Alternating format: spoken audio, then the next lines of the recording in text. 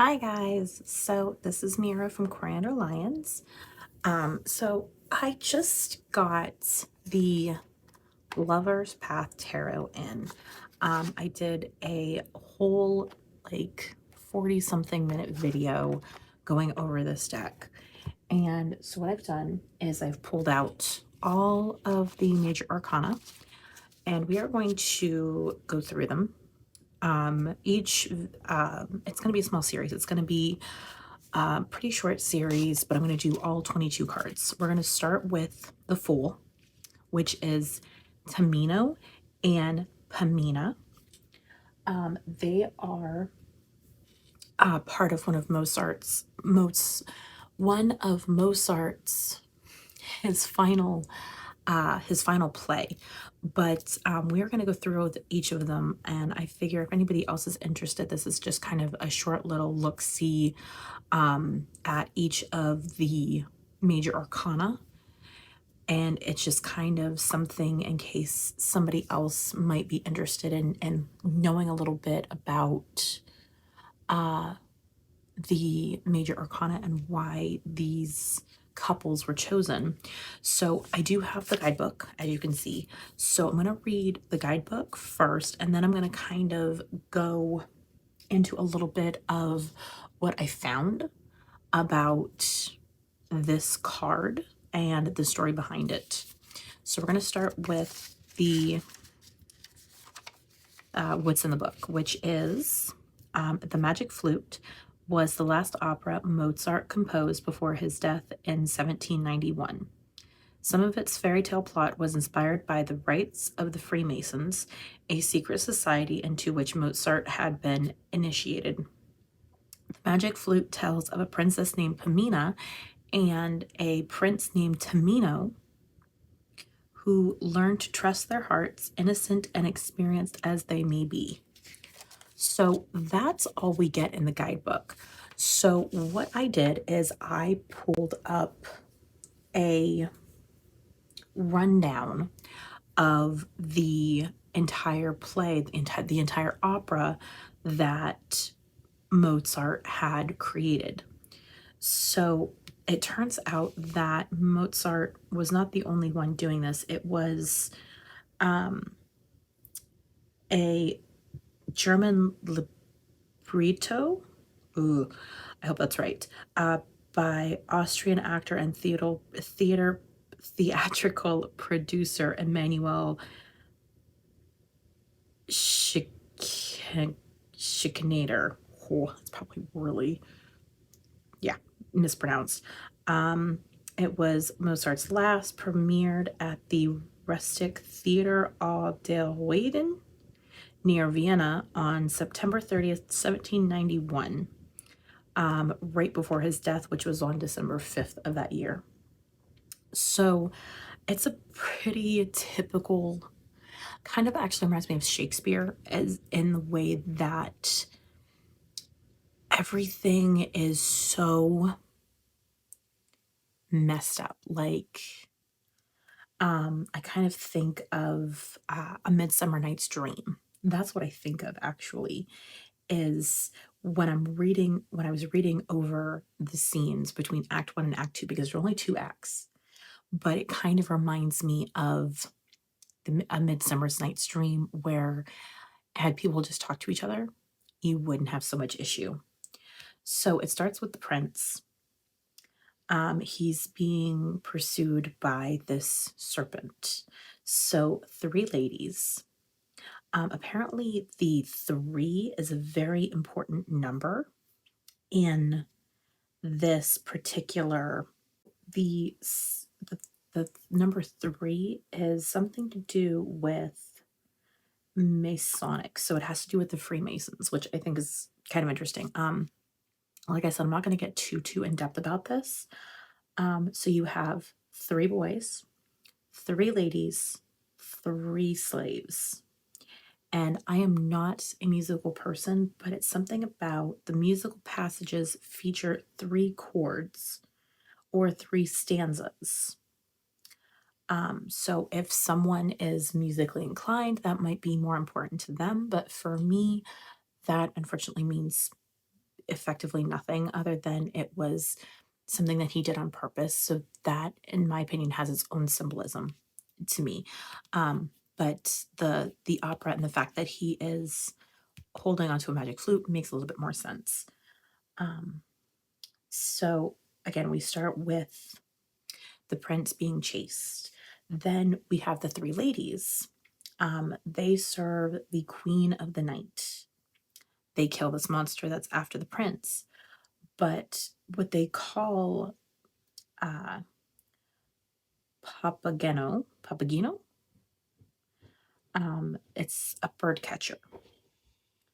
So apparently he wants a wife, and he lies when to Tamino is revived by saying, "Oh, I'm the one that killed this creature." So, Pamina, there's a picture of Pamina that the three ladies show him, and the queen is her mother. So Tamino is then kind of told, "Hey, you rescue her, I'll give her to you as your wife." So of course he does it. Then we have something called, or someone in this case, someone called Sarastro. Sarastro. That's how it's spelled. So I can't get the pronunciation correct. But he's trying to take advantage of Pamina. So Papageno is able to save her, is able to save Pamina, and then help Tamino to rescue her. But the problem is that Pamina and Papageno are the ones that escape before Tamino can actually get to her. They get outside, they get out to this grove apparently. I always think of like a grove with trees, kind of like an orchard. That's at least what I would think it was. And before Pamina and Papageno are able to get to Tamino where he's playing his flute to be able to bring them to him, they are captured again by someone called Monostatos and the three slaves. So that's where the other three comes in. So Papageno has bells, and he is able to enchant them so that they'll go away, and then he's able to get out. So Sarastro is actually not the bad guy, and he actually saves them. He takes them to his temple. Now, while this is all happening, Tamino and Pamina actually get to finally see each other, and they're so in love at first sight. So they're just like, "Oh my gosh, I have to do whatever I can to be able to, make this work." So, the council that is Sarastro's temple say they're all happy and excited to see these two married, and want to set up Tamino to rule in Sarastro's stead once he passes on. So he has to pass trials beforehand. What I find really interesting is that Sarastro is praying to Isis and Osiris, which is another pairing in the Lover's Path Tarot. They are,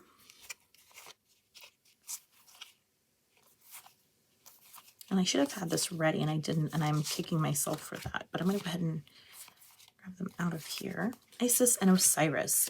They are, in this deck, they are the lovers. So they are who Sarastro is praying to. So these are the gods apparently that him and his counselor are praying to. And so they are asking these two to protect Tamino and Pamina while they go through these trials. And this is kind of where it, in my opinion, gets a little Romeo and Juliet, at least for me, because Papageno decides that he's going to undergo the trials as well because he's under this odd impression that Sarastro is going to provide him a wife. So, what he has to do is, I'm guessing he was blindfolded for this part. Tamino is told that he cannot speak during the trials. The three ladies that are the queen's servants show up and try to get him to speak because they obviously want to know what's going on. Well, he ignores them. Papageno just doesn't really care because he's basically been already promised a wife, so he doesn't care, and he talks to the three ladies. The queen shows up and wakes up Pamina, who for some reason has been put to sleep.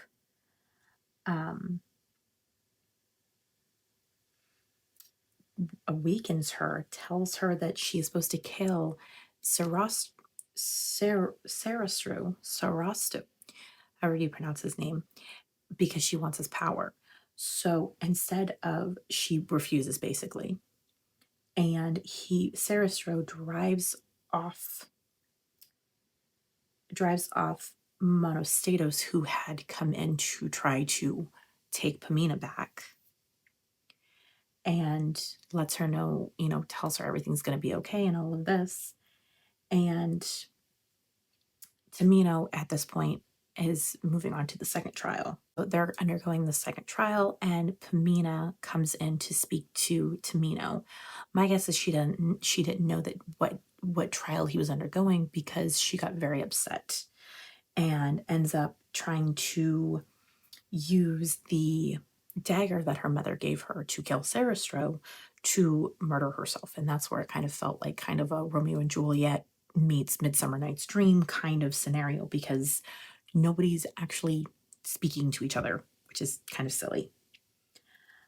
So the spirits are the ones that save her and explain to her that, hey, we promise that you will see him soon. So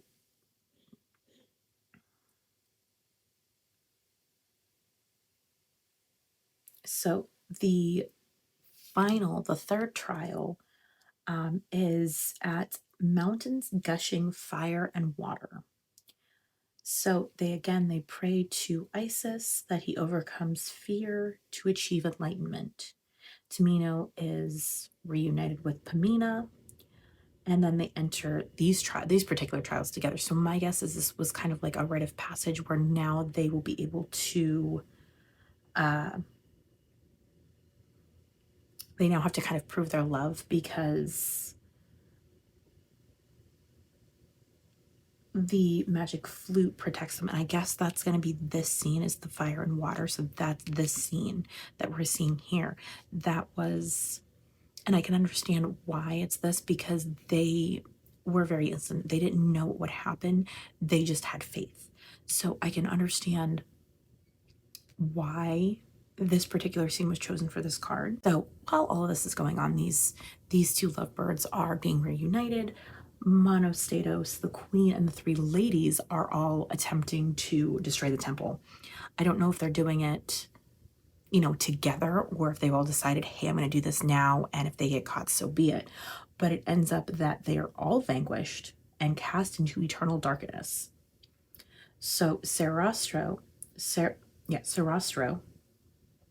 reunites the lovebirds, Pamina and Tamino, in marriage and give thanks to the gods. So that's how that story ends. But it felt kind of fitting and a little bit more understandable why this scene is on this particular card. But like it says in here about the majors, it's they learn to trust their hearts and experiences they may be. So it was just kind of like they had other people kind of looking out for them and saying, hey, don't worry, things are going to be fine. But it is also a little bit of that kind of Romeo and Juliet feeling. But yeah, it's pretty dramatic story, but I understand why it's very much, seen as a fairy tale. So that is the story behind the full card, The Innocents, and the story of Tamino and Pamina. So thank you guys. And we are moving on to magic. So magician card, Merlin and Vivienne in the next video. Thank you guys for checking this out, and I hope you enjoyed hearing about Tamino and Pamina. Have a great rest of your day. Bye.